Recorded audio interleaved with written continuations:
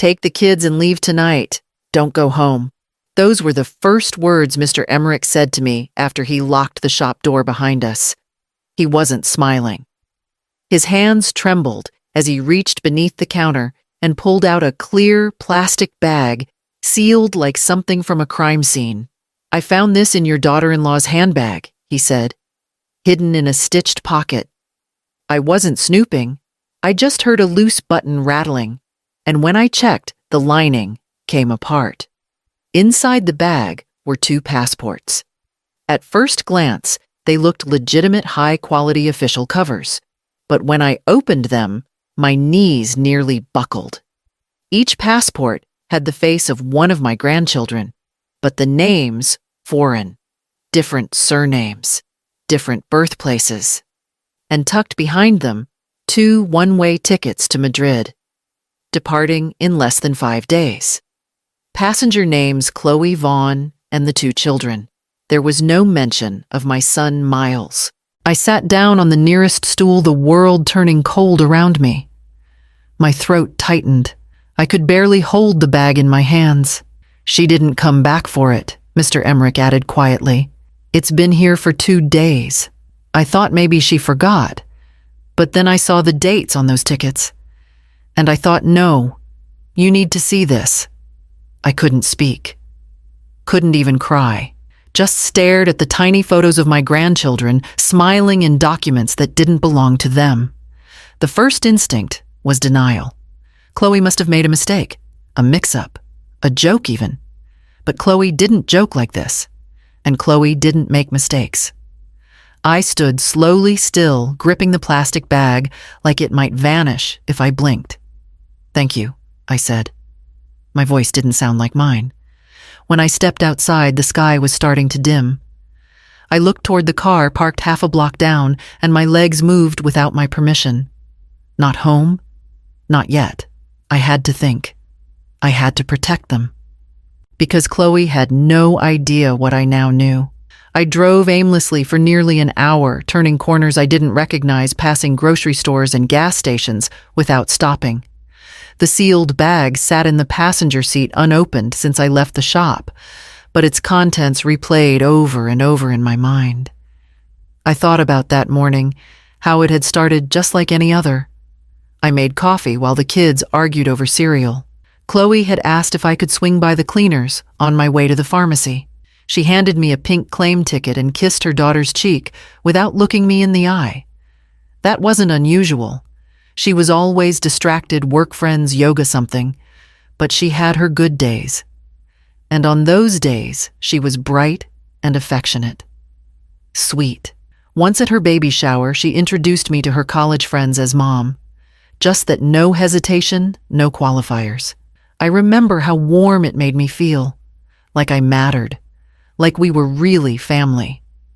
Now that memory hurt more than the silence that followed it. I thought of how many things I'd picked up for her over the years.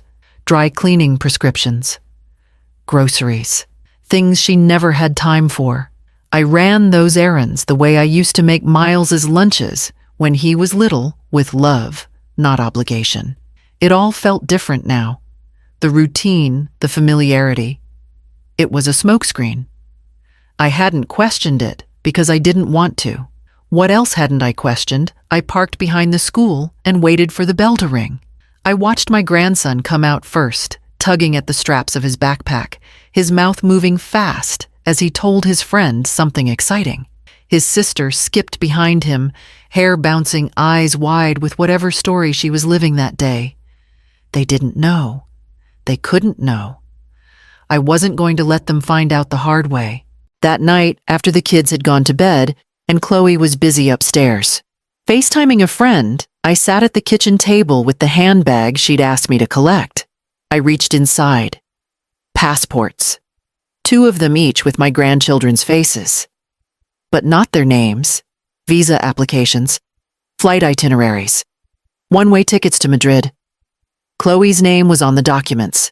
The kids. Not Miles's. No round-trip anything. My hands went cold. My stomach lurched. But I forced myself to place everything back exactly where I found it. Folded.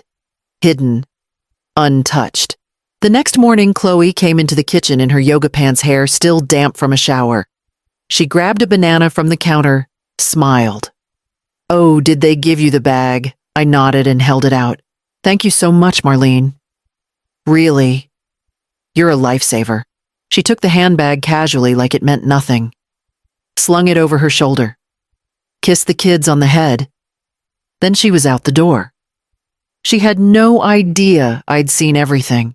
I waited until the front door clicked shut. Then I pulled out my phone and called Miles. He picked up on the second ring. "Hey, Mom, I need you to come home," I said. My voice was calm, but it felt like it belonged to someone else. "Is it the kids?" "It's serious." There was a pause. Then firm and steady. "I'll be on the first flight tomorrow."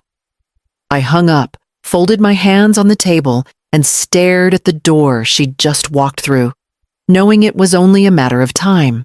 The next day, Chloe breezed into the house wearing sunglasses and a bright smile. "Spa weekend," she chirped, sliding her phone into her handbag without glancing at me. "I need to recharge." "Can you keep the kids?" I nodded, holding the same claim ticket she had once handed me like it was nothing. She left an hour later, humming to herself as if nothing in the world was wrong. Miles came through the door that evening, looking like he'd aged 5 years. We didn't speak much. We didn't need to. While the children played in the next room, we opened Chloe's laptop at the kitchen counter. It took Miles only minutes to guess the password. When the screen lit up, my stomach dropped. There, buried inside a bland-looking folder labeled Receipts, was an encrypted archive. He clicked through, and rows of emails unfolded like an indictment. The messages were between Chloe and someone calling themselves Cortez LX. Each email was meticulous: dates, times, codes, instructions for photographing the children with neutral backgrounds, templates for altered birth certificates, step-by-step guides for how to collect them from a side entrance at the airport. One message stood out: short, cold. Final payment upon delivery. I read the line 3 times, but it didn't change. Miles's hands clenched on the edge of the counter. I felt his shoulder brush mine, a tremor running through him. Neither of us spoke for a long time. We just stared at the words glowing on the screen, the quiet in the kitchen so heavy it was hard to breathe. I sat on the edge of my bed that night, the glow from the street lamp slipping through the blinds like a dim confession. Miles had gone to check on the children, and for a few minutes the house was silent, except for my own pulse. In that silence, memories of Chloe came rushing back. Not the woman whose emails we had just read, but the girl who had once stood nervously in my kitchen, clutching a bouquet of daisies. She had come into our lives like someone needing rescue. She told us about her broken childhood, her lost parents, the string of bad landlords and worse jobs. I remember the way she'd cry when Miles left for a long trip, how she'd call me late at night for advice about the baby's fever. She called me Mom at her baby shower voice, cracking with gratitude. I had believed her. Every word. We paid for the wedding, wanting her to feel secure. We helped with the down payment on their house, wanting them to have a foundation. I even co-signed a loan once when Miles's job got cut. Back then, I thought I was building a family with her, not just extending charity. Now those memories feel like pieces of a puzzle I forced to fit. Each time she smiled, each thank you note, each hug, were they just moves in a long, quiet game. I tried to push the thought away, but the passports and emails sat between us now, like a wall that couldn't be climbed. In the next room, I heard Miles reading a bedtime story to the kids. His voice was steady, but I knew his world had been cracked open too. Love doesn't leave like this. Love doesn't plan an exit with new names and new papers. I pressed my palms together, forcing myself to breathe. I couldn't undo what we had found, but I could decide what to do with it. When Miles came back into the kitchen, his eyes were red, but hard. "We can't do this alone," he said quietly. "It's time to call someone who knows what they're doing." The next morning, I drove to the UPS store before the sun was up. The clerk didn't ask questions when I handed her a flash drive and asked for everything to be printed in triplicate: email threads, travel plans, scanned passports, visa applications. Anything with Chloe's name on it or the children's faces. By the time I left, my purse was heavy with paper, and so was my chest. I didn't tell Miles what I was going to do until I'd already booked the consultation. The lawyer listened carefully, never interrupting, only nodding once in a while. When I showed her the documents, she blinked and stood up without a word. She returned with a locked briefcase. "This," she said softly, "needs to go higher." An hour later, I was on the phone with a federal agent. I expected disbelief, maybe a drawn-out process. But the moment I mentioned the email address, Cortez LX, his tone changed. "You were right to come in," he said. "Don't alert her. Don't confront her. She's not just running. She's connected to something much bigger." I sat there clutching the edge of the kitchen table. Bigger. As if this wasn't already too much to carry. For the next 3 days, we lived in a suspended kind of silence. Chloe texted occasionally from her spa trip photos, of cucumber slices, a fluffy robe, smiling selfies that now looked like masks. I responded with polite one-word replies. I kept the kids busy with puzzles, cooking, and backyard games. I didn't let them out of my sight. At night, Miles paced the living room, pausing only to listen to their breathing through the baby monitor. Neither of us slept. We didn't fight. We didn't cry. We just waited. The agent had said they needed time to trace the IPs, the bank transfers, the ticket purchases. But what he didn't understand was this. We weren't just waiting for answers. We were waiting for Chloe to come home. She walked through the front door like she'd just come back from a grocery run. Hair wrapped in a silk scarf, suitcase rolling behind her, and a new glow in her voice. "There's my babies," she cooed, dropping to her knees as the kids came running. She hugged them tight, too tight, like she missed them. Miles stood behind me, stiff as a statue. She kissed his cheek, like nothing had changed, like he hadn't flown across the country to read the blueprint of her escape. He didn't flinch. He didn't pull away. He just stared past her. She chatted through dinner, gushing about facials and detox smoothies. I stirred the sauce and nodded, careful not to look too long, too closely. Every smile she offered felt like a performance. Every compliment was a script. She didn't know what we knew. The children showed her their drawings, their Lego creations, their bruised knees and proud scribbles. She listened. She laughed. She asked questions. She even offered to put them to bed. I stood at the hallway entrance and watched her lean down to kiss their foreheads one by one. She lingered in the doorway just a moment longer, eyes, soft fingers brushing the doorframe. And then she turned to me. "You've been such a help, Marlene. I really mean it. I don't know what we'd do without you." I gave a small nod, my throat too tight to trust. She didn't blink. Later that night, as she unpacked, I sat with Miles on the porch. The kids were asleep. Chloe was humming to herself upstairs. "She thinks she's still ahead," he said quietly. "She doesn't realize the clock already ran out." I didn't respond. I just reached for his hand and held it firm and steady. Tomorrow, she said she was taking the kids for a school tour across town. We already knew which airport she'd be near. She wore white that morning. Crisp blouse, high-waisted trousers, sunglasses too large for her face. She looked like someone headed to a garden brunch, not a fugitive about to vanish with 2 children. "We're just touring the new academy," she said breezily, brushing the kids' hair back before buckling them into their booster seats. "They have an incredible language program. Miles, you'd love it." He nodded, his face unreadable. "I'll meet you there," she added. "No need for both cars, right?" We agreed. Then we let her go. Miles followed in one vehicle. I followed in another 2 cars behind. Our FBI contact texted just as she turned onto the highway surveillance in place. Stand by. She didn't go to any school. She pulled into the short-term parking at the regional airport, walked in holding the kids' hands, and headed straight for the international terminal. She had the documents tucked neatly into a folder.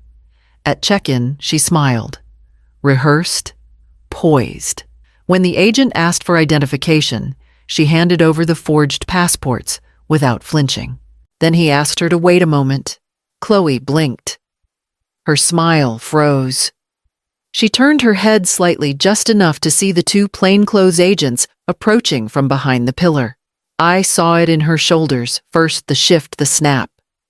She dropped the folder, grabbed one child's hand, and bolted. Miles was already moving. So were the agents. She didn't make it 10 yards. One agent grabbed her arm, the other blocked her path. The children stood still, confused. One of them cried. Chloe shouted something about misunderstanding, about needing a lawyer, about how she had every right. But she wasn't holding anyone's hand anymore. I stayed back behind the cordoned-off lane. I didn't want the children to see me until it was over. I just stood there and watched. Watched the officers secure the documents, calm the children, and finally lead Chloe out in cuffs. She didn't look at me, and I didn't look away.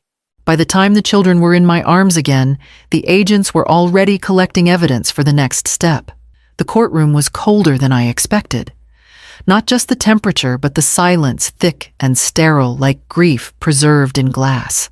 We sat behind our attorney while the federal prosecutor moved through the evidence with slow, methodical precision. Every detail was laid bare, printouts of the emails, the timeline of the forged documents, flight confirmations, money transfers. They projected it all onto a screen like a business presentation, except what was at stake wasn't profit. It was two small lives that had no idea how close they came to being lost. When they said the name Cortez, a few heads turned. He wasn't just some faceless accomplice. He was already wanted in multiple countries. The court brief labeled him as a known recruiter for an international trafficking network. And Chloe, she wasn't just fleeing. She was in debt, gambling, loans under fake names. The deal she'd made wasn't to escape and start fresh, it was to hand over her own children as collateral. Miles didn't speak through the hearing. His hand stayed clenched over mine, unmoving. But when the judge ruled full custody in his favor, I felt something release in him. Not relief, not celebration. Just the weight shifting slightly, so he could breathe. Chloe sat at the defense table without saying a word. No apology, no plea, just silence. She stared at the table like it might vanish if she didn't blink, until the judge dismissed the room. Then finally, she looked up, past the bailiff, past the clerk. Her eyes found me. Not Miles, me. And for a second I saw the girl from my kitchen again. The one with the bouquet of daisies. The one who called me Mom. But that version of her was long gone, if she ever existed at all. I didn't look away. I let her see what she'd done, not just to Miles, not just to the children, but to every version of trust we had ever built. Outside, the wind had picked up. Weeks passed. The air turned cooler, and the mornings felt quieter than before. But quieter didn't mean empty. Each day, I walked the kids to school, one hand holding a small backpack, the other clutching the warm little fingers that reached for mine without hesitation. They didn't ask many questions, but they didn't need to. Children feel truth, even when we don't speak it aloud. They knew I had never left, that I had stood in the silence when it mattered. Miles slowly returned to himself. The dark rings under his eyes faded. He started cooking again. Nothing fancy, just the kind of meals he used to love as a teenager. Grilled cheese, tomato soup, pancakes for dinner. The simple things that rebuild something you thought was gone. We didn't mention Chloe. Not out loud. Her name stayed tucked away in paperwork and memories that didn't need retelling. The court had issued the final custody documents. The agents had closed their file. And we began living again in the small, steady ways that matter most. That night, after the kids went to bed and the house had gone still, I opened the hall closet and pulled out the handbag. The one she hadn't known would unravel everything. I sat with it for a long time. Not angry, not even bitter, just still. It was just leather and stitching, but it had held a plan to erase the people I loved most. I wasn't going to keep it as a reminder. I wasn't going to let it sit like some cursed object waiting to be found again. I opened the fireplace, struck a match, and placed the bag inside. It caught slowly edges, curling threads pulling apart until the last trace of her plan folded into ash. I watched it burn until there was nothing left.